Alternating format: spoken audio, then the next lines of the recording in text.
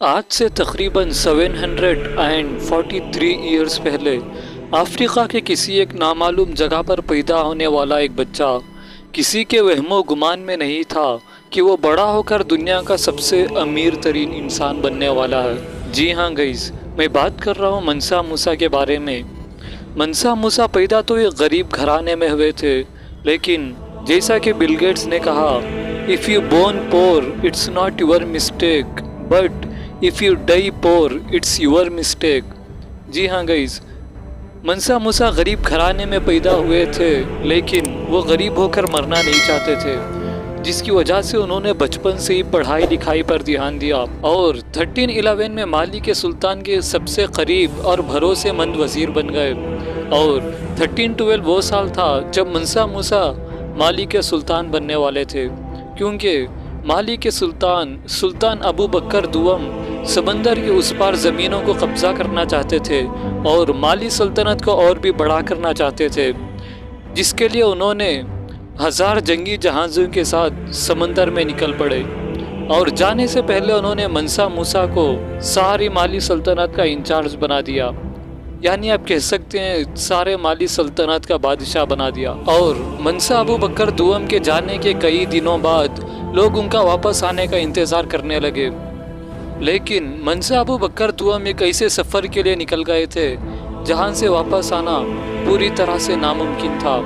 اس کے بعد لوگوں نے کئی دنوں تک انتظار کیا، انتظار کرتے کرتے مہینے گزر گئے، پھر سال گزر گئے، پھر صدیاں گزر گئی، لیکن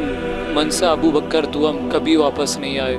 جس کے بعد منسا موسیٰ کو مالی سلطنت کا سلطان بنا دیا گیا۔ اور اس دور میں آج ہی کی طرح سونے کی بہت زیادہ مانگ تھی، جس کے بعد منسا موسیٰ نے ایک ایسی چال چلی جس کا کسی کو اندازہ بھی نہیں تھا۔ منسا موسیٰ نے سلطان بننے کے بعد سب سے پہلا جو کام کیا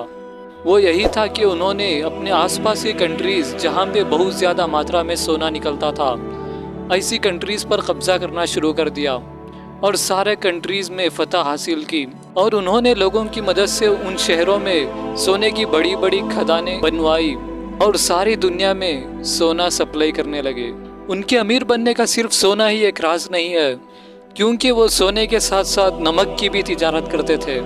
نمک اس زمانے میں اتنا قیمتی کیوں تھا؟ اس لیے کہ مالی سلطنت کا آدھے سے بھی زیادہ حصہ صرف ریگستان تھا، اور ریگستان میں چیزوں کو سڑنے سے بچانے کے لیے زیادہ تر نمک کا استعمال کیا جاتا تھا، اور اس لیے نمک کی قیمت اتنی زیادہ بڑھ گئی تھی۔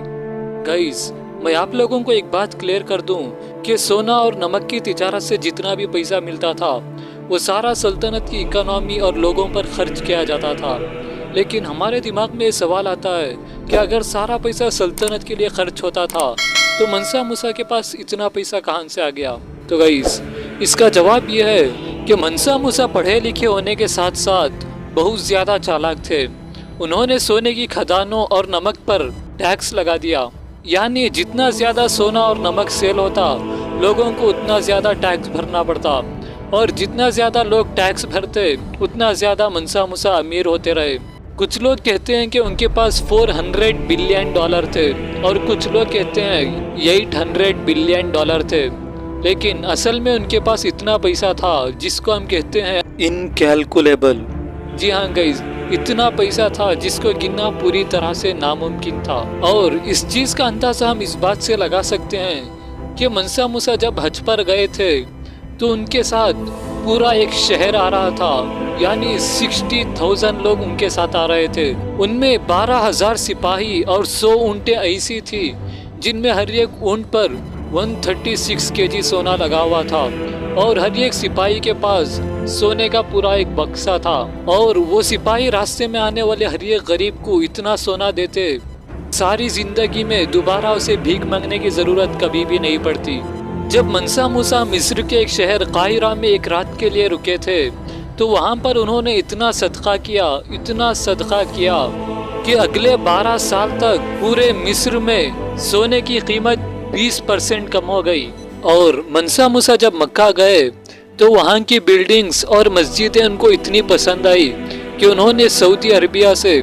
ماہر ترین انجینئرز اور آرکیٹیکچرز کو اپنے ساتھ لے گئے، اور ان انجینئرز کی مدد سے माली सल्तनत में बहुत सारी खूबसूरत मस्जिदें और मदरसे तामीर किए और अफ्रीका के बहुत सारे गरीब बच्चों को यानी कई सारे बेइंतहा लोगों को उन्होंने पढ़ाई लिखाई करने का मौका दिया।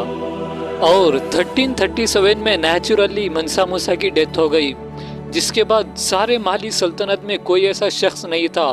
जो माली सल्तनत को संभाल सकता था। मंसा मूसा के डेथ के कुछ सालों बाद ही माली सल्तनत के आसपास की रियासतें और अंग्रेज़ों ने माली सल्तनत पर कब्जा कर लिया। तो गाइस, अगर आप लोगों को वीडियो अच्छी लगी तो वीडियो को लाइक करें और चैनल को सब्सक्राइब करें और कमेंट सेक्शन में ज़रूर बताना कि आप लोगों को वीडियो कैसे लगी।